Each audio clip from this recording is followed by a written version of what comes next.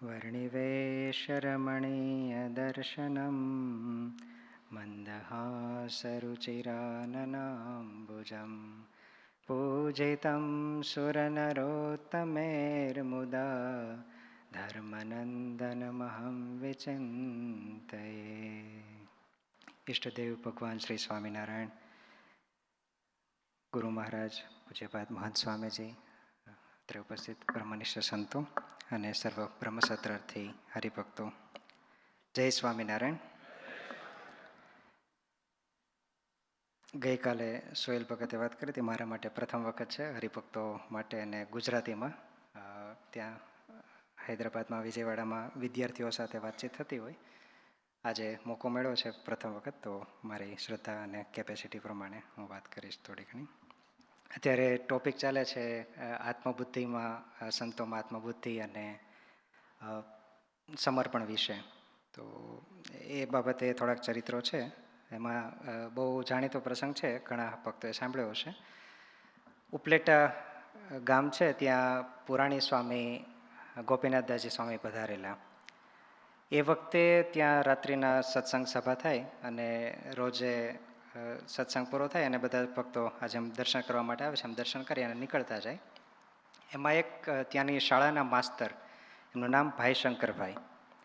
તો એ થોડાક દિવસો સ્વામીનો સત્સંગ સાંભળ્યો. પછી એક દિવસ બધા દર્શન કરી અને જતા હતા. છેલ્લે ભાઈ શંકરભાઈ સ્વામી પાસે ઘડીક વાર ઊભા રહ્યા અને સ્વામીને હાથ જોડીને પ્રાર્થના કરી કે સ્વામી, સત્સંગ ઘણા દિવસથી સાંભળીએ છીએ, મને એવું થાય છે કે ભગવાનના દર્શન, પ્રત્યક્ષ દર્શન કરવા હોય તો કેવી રીતે કરી શકાય, એના માટેનો શું ઉપાય છે? એટલે ગોપીનાથ પુરાણી સ્વામીએ ભાઈ શંકરભાઈને વાત કરી કે હસતા હસતા વાત કરી કે ભાઈ શંકરભાઈ, જો ભગવાનના પ્રત્યક્ષ દર્શન કરવા હોય તો પરંપરાથી એવું સાંભળ્યું છે કે કોઈ સાચા દિલથી, સાચી શ્રદ્ધાથી જો ભગવાનનું અખંડ ચિંતન કરે 3 દિવસ અને 3 રાત, તો એને ભગવાનના દર્શન થાય. ભાઈ શંકરભાઈએ વાત સાંભળી અને સ્વામીના વચન સ્વીકારી અને ત્યાંથી મંદિરેથી ઘરે ગયા. ઘરે જઈ અને ભાઈ શંકરભાઈએ જેમ વાત આવે છે ને સ્વામીના વચને, ભાઈ શંકરભાઈએ તરત જ એનું ઇમ્પ્લિમેન્ટેશન શરૂ કરી દીધું. રાત્રિના ઘરે જઈ અને જૂના સમયના ઘર છે એમાં ઘીનો અખંડ દીવો કરી માળા લઈ અને ભગવાનનું ધ્યાન કરવા બેસી ગયા. ત્યાં જેવા બેઠા, કોઈ સામે આવીને સ્વામીને સમાચાર આપ્યા કે સ્વામી, તમારા વચને ભાઈ શંકરભાઈ છે એ અત્યારે જ ઘરે જઈ રાત્રિના વાળું પાણી કરી અને અખંડ મહારાજનું ભજન કરવા માટે બેસી ગયા છે. પુરાણી સ્વામીને મનમાં થયું કે મેં કીધું અને તરત જ બેસી ગયા, આમાં મને જે દર્શન નથી થયા અને એ બેસી ગયા છે, તો હું ક્યાંક રહી ન જાઉં. એટલે પુરાણી સ્વામીએ પણ તરત જ સાથે બધા જે રાત્રિનો મંદિરનો વહીવટ બધું પતાવી અને રાત્રિના 11 વાગે પુરાણી સ્વામી પોતે ભગવાનની સામે દીવો કરી અને માળા લઈ અને બેસી ગયા. પુરાણી સ્વામીનું તો વ્યક્તિત્વ આપણે બધા જાણીએ છીએ કે ભગવાનમાં એટલી પ્રેમથી અને એટલી એકાગ્રતાથી અને એટલો સત્સંગ સમુદાય, બહુ થોડો સમય આપણી વચ્ચે સમાજમાં રહેલા, હાર્ડલી 54 યર્સ, પણ એટલા સમયમાં પુરાણી સ્વામીએ બહુ ઘણું બધું કન્ટ્રીબ્યુશન કરેલું છે સત્સંગને, સંપ્રદાયને. તો 11 વાગે સ્વામી બેસી ગયા.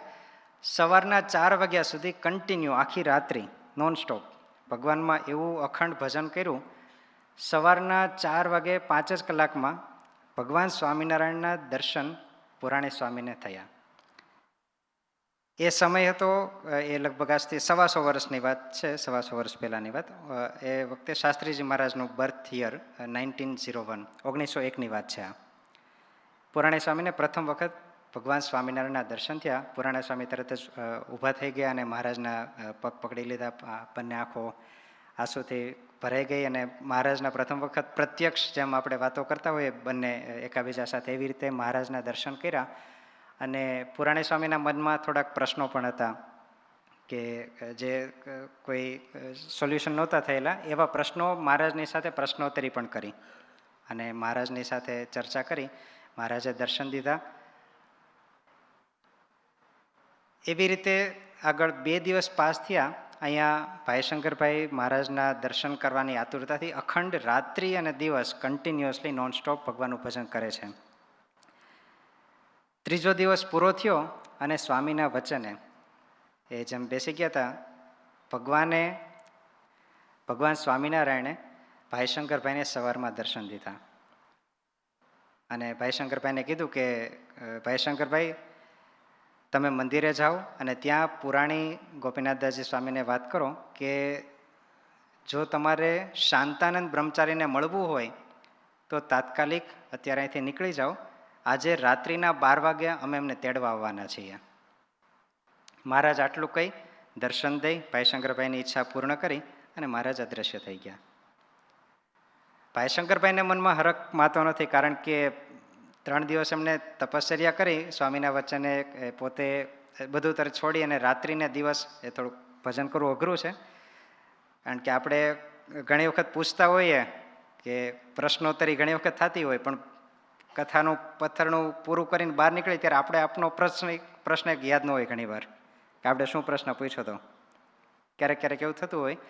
પણ ભાઈ શંકરભાઈને તો એટલો હૃદયથી એમણે પ્રશ્ન પૂછેલો અને એ પ્રમાણે તરત જ એમાં એ લાગી ગયેલા. 3 દિવસમાં મહારાજના દર્શન થયા અને બહુ જ હરખતા હૃદયમાં એ તરત જ મંદિર તરફ દોડી ગયા પુરાણી સ્વામીને મળવા માટે. અને જય પુરાણી સ્વામીને સાષ્ટાંગ દંડવત કર્યા કે તમારા વચને મને દર્શન થયા. અને મહારાજે આવો મેસેજ એક આપ્યો છે કે તમારે જો શાંતાનંદ બ્રહ્મચારીને મળવું હોય તો અત્યારે ને અત્યારે ગોંડલ નીકળી જાઓ.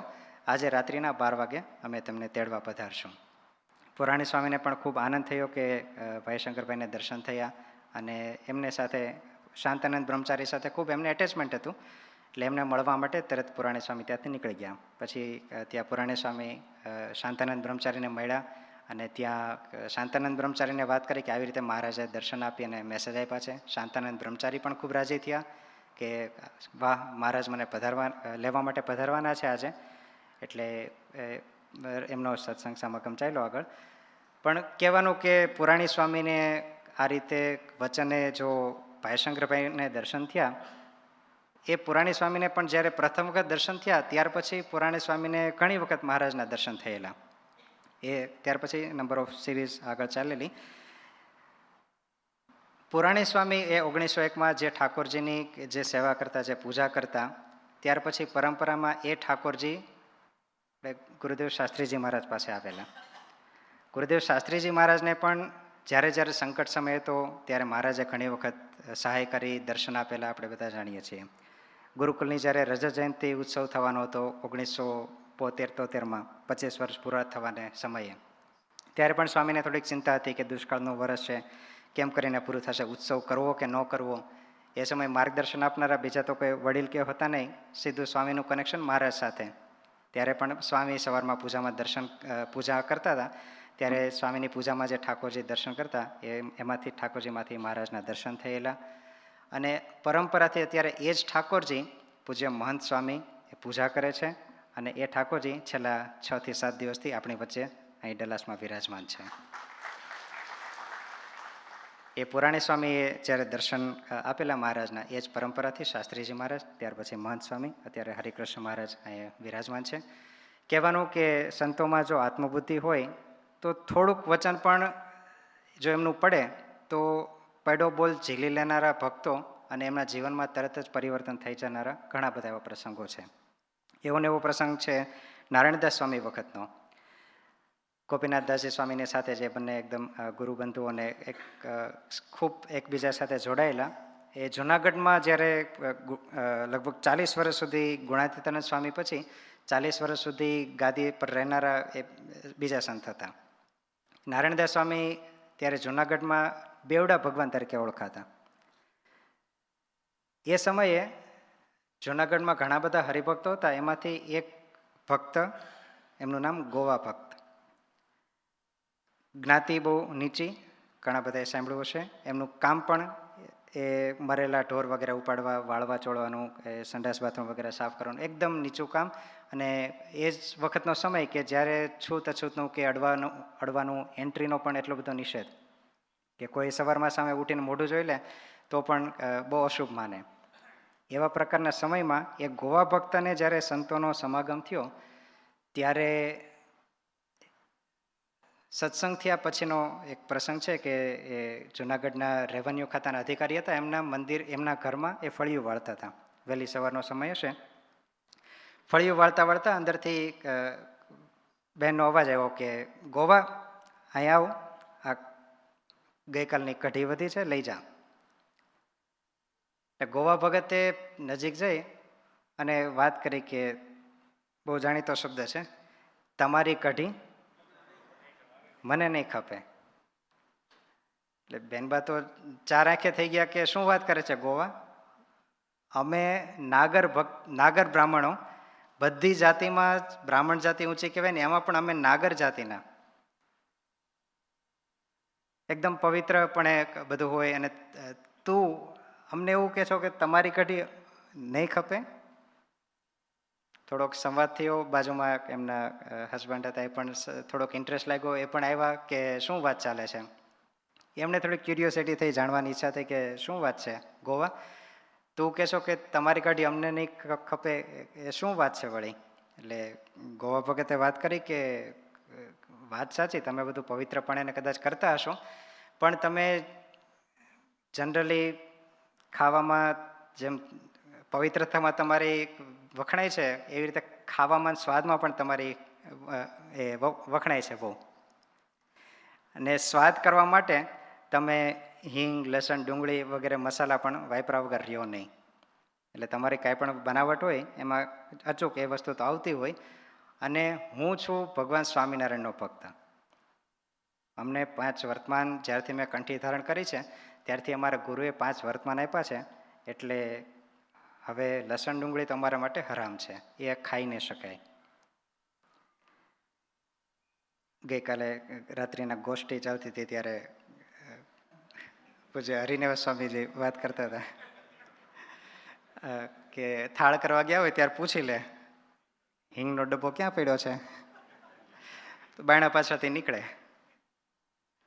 એટલે ઘણી વખત આપણે મોટા સ્થિતિએ હરિભક્તપણામાં કહેવાતા હોઈએ, પણ જેમ કૃષ્ણચરણ સ્વામી વાત કરી કે આપણે બેઝિક નિયમોમાં પણ કેટલા આપણે પાકા છીએ એ કસોટી તો જ્યારે બેઝિક આપણે તપાસ કરીએ ત્યારે ખ્યાલ આવે. ગોવા ભક્તે ના પાડી દીધી કે લસણ ડુંગળી મારે હરામ છે, એ તો નહીં ચાલે. એટલે એમને થોડુંક આશ્ચર્ય થયું, પણ સાથે સાથે એમને ભાવ પણ થયો કે સારી વાત કહેવાય કે આટલી નીચી જ્ઞાતિના, આટલું નીચું કામ કરનારા એ આવા નિયમ ધર્મ પાળે. એમને થોડોક પ્રશ્ન કર્યો કે તો તમે કરો છો, તમારા છોકરાઓને બધું કરે છે?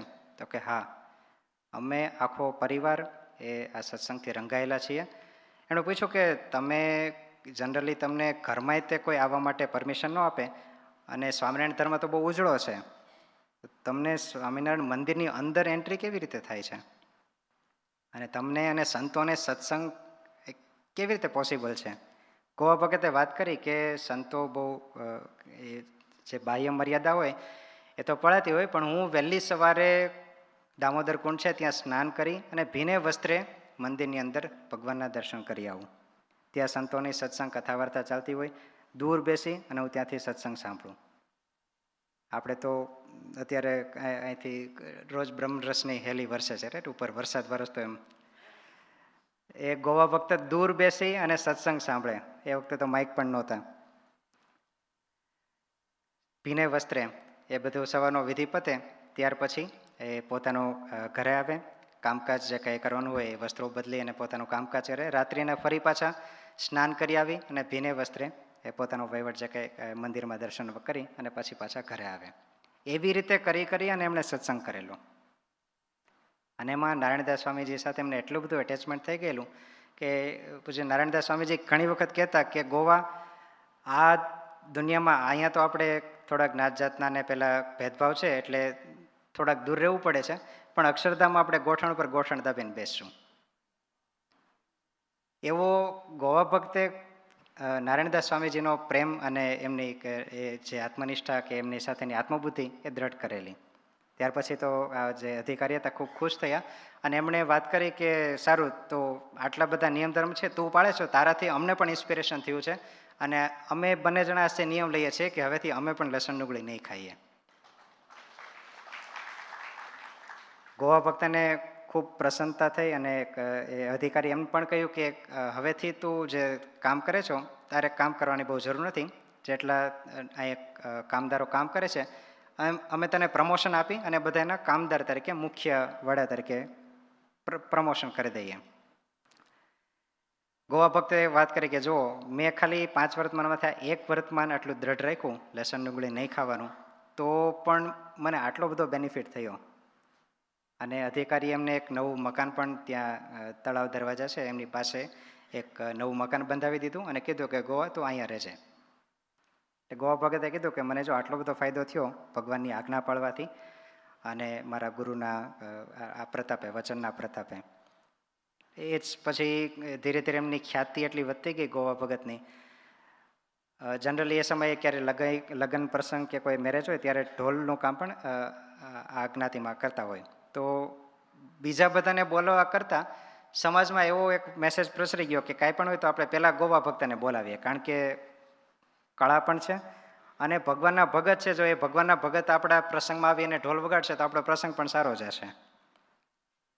એટલે ગોવા ભક્તને જ્યારે જ્યારે પણ કોઈ બોલાવે તો એમનો પણ પાછો પણ નિયમ ગોવા ભક્તનો કે કોઈ પણ મેરેજમાં કે કોઈ જગ્યાએ ઢોલ વગાડવા જાય એ પહેલાં સૌથી પહેલાં જૂનાગઢમાં રાધારમણ દેવ પાસે આવે, ત્યાં ઢોલ વગાડી ઇનાગ્રેશન કરી અને પછી જે તે પ્રસંગમાં જાય. એમ કરતાં કરતાં અને સાથે એમનો જે કામ ધંધો હતો એ તો ચાલુ રાખતા. એવામાં એક વખત એવું થયું કે જૂનાગઢના એ બધા અલગ અલગ જગ્યાએ ગ્રૂમિંગ કરવા જતા હોય તો એક ત્યાં દીવાનું ઘર છે મોહમ્મદ સાહેબ કરીને, એમના આંગણામાં ફળિયામાં વાળતા હશે. તો ફળિયામાં વાળતા વાળતા એમને એક સોનાની પેલી નેકલેસ કે શું ઝાંઝર કે એ ત્યાં પડેલી દેખાણી. એમણે આજુબાજુમાં જોયું કોઈ છે નહીં, વાળતા વાળતા સાવરણીથી, એટલે આજુબાજુમાં જોયું કોઈ દેખાણું નહીં. એટલે એમણે જાણ્યું કે આ હશે તો અહીંયા જે ઘરમાં રહેનારા છે કાં તો એમને ત્યાં કોઈ મહેમાન કે કોઈ ગેસ્ટ આવતા હશે એમનું હશે. એટલે એમણે તરત જ મોટા અવાજે અંદરથી સાથ પાડ્યો કે બેનબા. અંદરથી ઉપરથી ઝરૂખામાંથી એમના જે ધર્મપત્ની હતા મોહમ્મદ સાહેબના એ થોડાક બહાર ડોકાણા અને પૂછ્યું કે શું છે ગોવા.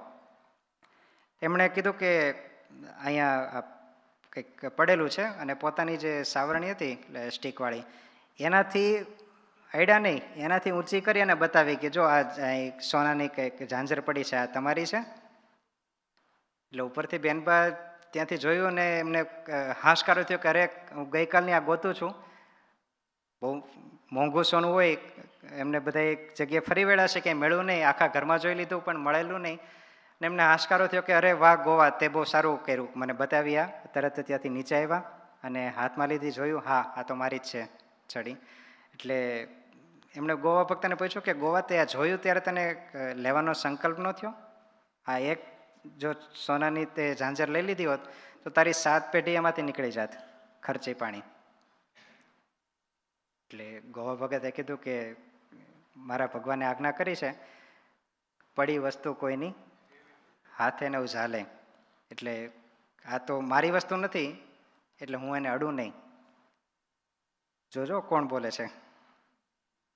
જે જાતિ કે જેમનું કામ અને જેમનો પાછો એમનો મહિનાનો પગાર 20 રૂપિયાનો હતો આખા મહિનાનો. જ્યારથી 20 રૂપિયાનો એમનો પગાર ફિક્સ હતો ત્યારથી જેવો પગાર મળે મહિને એટલે ઘરે જઈ અને મંદિરમાં જ પહોંચે ત્યાં કોઈ પાર્ષદને બોલાવી અને 10મો ભાગ 2 રૂપિયા ત્યાં પાર્ષદના હાથમાં આપી અને પછી બાકીનો 18 રૂપિયા એ પોતાના ઘરે લઈ જાય. એવી સામાન્ય પરિસ્થિતિ. અને એ ગોવા ભક્ત એમ કે મારા ભગવાનની આવી આજ્ઞા છે, સદગુરુ નારાયણદાસ સ્વામીએ મને આવી વાત કરી છે, એટલા માટે નિયમ ધર્મમાં તો ચૂક ના થાય. મોહમ્મદ સાહેબ એમના ધર્મપત્નીએ પછી મોહમ્મદ સાહેબને વાત કરી કે આવી રીતની આપણી ઝાંઝર ખોવાઈ ગઈ હતી, ગોવાભાઈને મળી અને છતાંય એમણે લીધી નહીં અને આપણને બતાવી અને આપણે હેન્ડઓવર કરી છે. એ પણ પોતે ખૂબ ખુશ થયા. બીજે દિવસે ગવર્મેન્ટમાં વાત કરી, અમલદાર તરફથી એક પત્ર આવ્યો, ગોવા ભગતને કચેરીમાં બોલાવ્યા. ગોવા ભગતને થયું કે શું હશે, ત્યાં જઈ અને અમલદારે એક લેટર હાથમાં આપ્યો અને એમાં લખ્યું હતું કે આજથી તમારે કોઈ પણ પ્રકારનું કામ કરવાનું નથી. તમે કામ કરો તો પણ ઓકે, ન કરો તો પણ ઓકે, તમારો મહિનાનો 20 રૂપિયાનો પગાર અકબંધ તમે જીવો ત્યાં સુધી તમને મળતો રહેશે. આ તમારી ઈમાનદારીનું, આ તમારી જે નિષ્ઠા છે, નિયમ જે નિષ્ઠા છે એનું આ તમને વળતર. અને ગોવા ભક્તને લાઈફ ટાઈમ સુધી એ જૂનાગઢમાં જ્યાં સુધી હતા એ આ રીતના એમનો 20 રૂપિયા પગાર કન્ટિન્યુ ચાલે રાખો વગર કામ કરે. પણ એવી સદગુરુ નારાયણદાસ સ્વામીની સાથે રહેતા રહેતા એમને એટેચમેન્ટ થયું અને એમના વચને પોતાના જીવનમાં એટલું પરિવર્તન લાવ્યા અને એ જીવનના પરિવર્તનના પ્રભાવે આ રીતની એમની પરિસ્થિતિ થઈ. આવી રીતે આપણે ઘણા બધા પ્રસંગો મહારાજ વખતે જોઈએ તો જોધા ભરવાડ હતા, એ પણ મહારાજના એટલા કે ભરવાડ જાતિ જ્ઞાતિ હોય તો એમને થોડુંક ડિસ્ટન્સ વધારે હોય નોલેજની સાથે એની રીતે, પણ મહારાજની સાથે જ્યારે એમને ઘણા જાણીતા પ્રસંગો છે કે મહારાજ એક વખત ચાલ્યા જતા હતા તો ગોવા ભક્ત ત્યારે ગાય દોતા હશે, મહારાજે પાછળથી પાટું માર્યું, ગોવા ભક્ત ઉભડક બેસીને ગાય દોતા હશે, પડી ગયા આગળ. તરત પાછળ જોયું, મહારાજ ઊભા હતા એટલે આઈડિયા તો આવી ગયો, તરત જ ગાયના આંચળા ધોતા ધોતા મહારાજની સામે શેડ મારી. મહારાજ કે આ ગોવા જોધા તું તો હાવ લખણ ખોટો રહ્યો, અમારા બધા ઝરિયાની વસ્ત્રો તે બગાડી દીધા. જોધા ભરવાડ કે મહારાજ તમે મને લખણ ખોટો કહો છો, તમારામાં ક્યાં લખણ ઓછા છે કંઈ? મહારાજ કેલા ગોવા શું વાત કરે છે, અમારામાં લખણ નથી? એટલે એવું તે શું વળી જોયું? એટલે જોધા ભગત કે મહારાજ ઓલી એક નાની એવી ટીટોડી, એને માટે એની તરસ છીપાવવા તમે આખે આખું બ્રહ્માંડ બુડી નાખ્યું અને પછી કહો છો કે હું બહુ સારો છું. મહારાજ કે એ અમે ક્યાં કર્યું છે? પણ જોધા ભગત કે મહારાજ તમે બોલશો નહીં, એ કરનારા તમે જ હતા. મહારાજ કે એવું તને કોણે કીધું? જોધા ભગત કે મુક્તાનંદ સ્વામીએ. હું રોજે ગાયો ચરાવી આવી અને મુક્તાનંદ સ્વામી પાસે બેસું છું, મને બધી ખબર છે તમે કોણ છો. આવો મુક્તાનંદ સ્વામી સાથે એમને એટેચમેન્ટ અને એમના સત્સંગ પ્રસંગથી એટલો એમને ભગવાનનો નિશ્ચય દ્રઢ થઈ ગયેલો. એક વખતની વાત છે કે જોધા ભગત બપોરના રોંઢો સમય થયો છે, ગાયો ચરાવીને પાછા આવ્યા અને હાથમાં ડાંગ લઈને જતા હોય, ડાંગ લઈ દાદા ખાચરના દરબારમાં આવીને ઘા કરી દીધી અને મહારાજને કીધું મહારાજ હવેથી હું નહીં જાઉં, ગાયો ચરવા માટે હવે નહીં જાઉં. મહારાજ કે અચાનક આને શું થયું વળી? એટલે જોધા ભગત કે મહારાજ આ મને બરાબર ખાવા માટે દેતા નથી.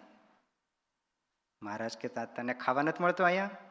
જોધા ભગત કે મારે જોયું અહીં ખાવા નથી મળતું, હવે હું નહીં જાઉં.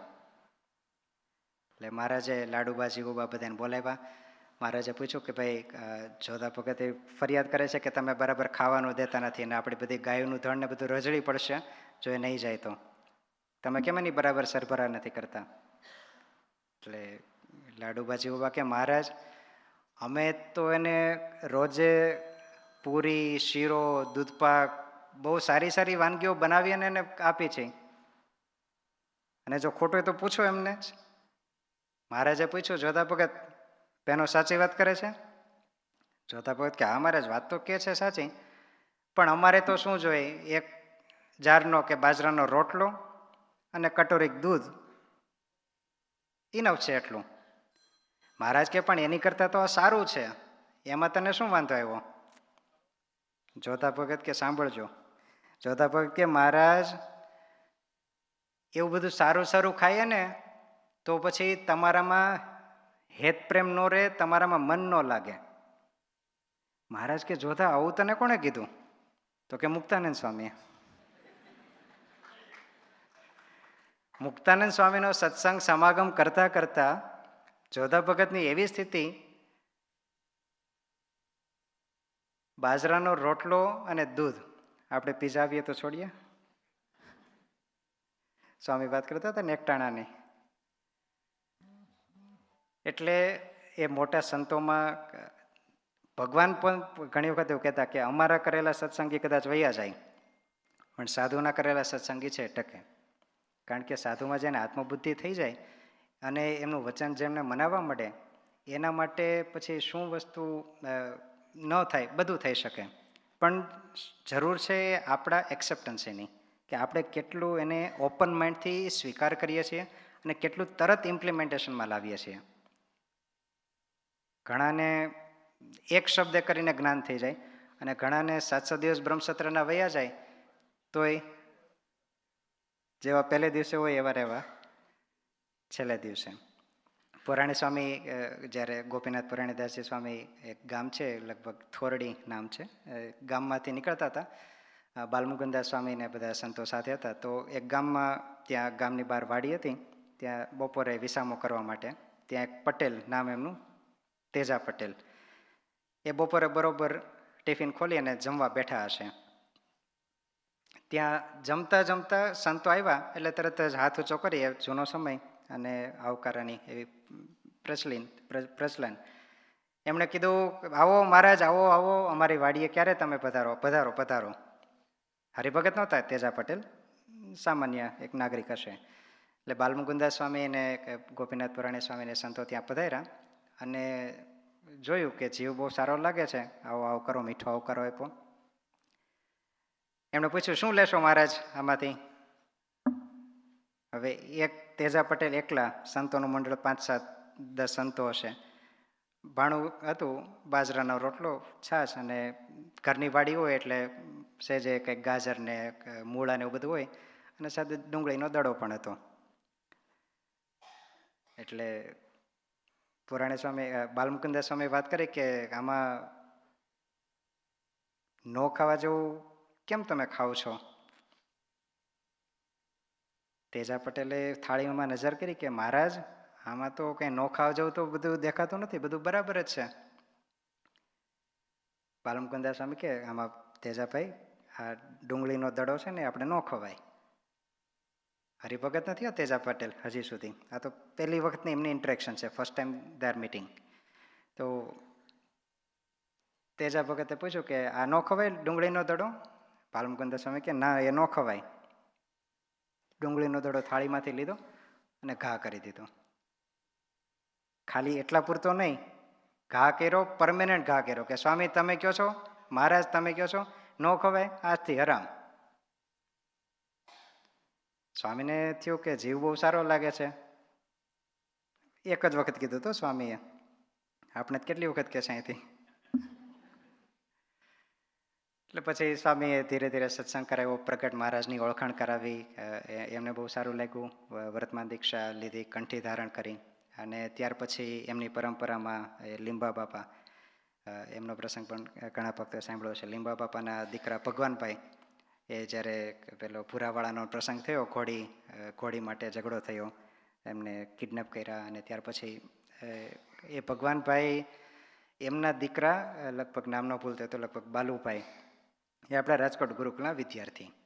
એ રાજકોટ ગુરુકુળમાં જ્યારે અભ્યાસ કરતા ત્યારે એમના પપ્પાએ ભગવાનભાઈ એક સવારના પોરમાં કીધું, આગલી રાત્રે કીધું હતું ઘરમાં કે કાલે જ સવાર જવું છે તો ટિફિનને થોડોક નાસ્તો તૈયાર કરી દે, આપણે દીકરાને રાજકોટ ગુરુકુળમાં ભણે છે ત્યાં નાસ્તો દઈ આવ્યા.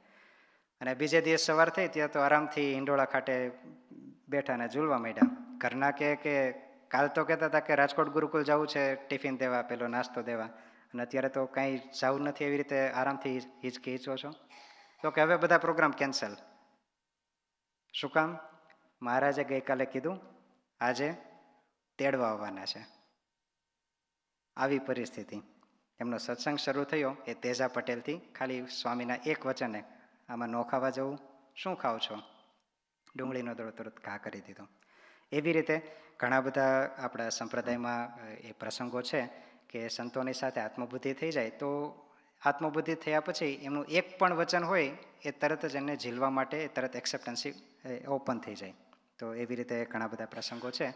મહારાજના ચરણોમાં પ્રાર્થના કરીએ કે એવી જે હરિભક્તોને અને સંતોને આત્મબુદ્ધિ હતી મોટા વડીલ સંતોમાં, એવી આપને બધાને પણ થાય, અને આ બ્રહ્મસત્રનું જે ફળ છે કે બ્રહ્મરૂપ થવું, એમાં આપણે એક સ્ટેપ વધારે આગળ વિશેષ વધીએ અને આપણી સ્થિતિ એ બ્રહ્મ ભાવના તરફ વધારે વિશેષ આગળ વધે. સહજાનંદ સ્વામી મહારાજ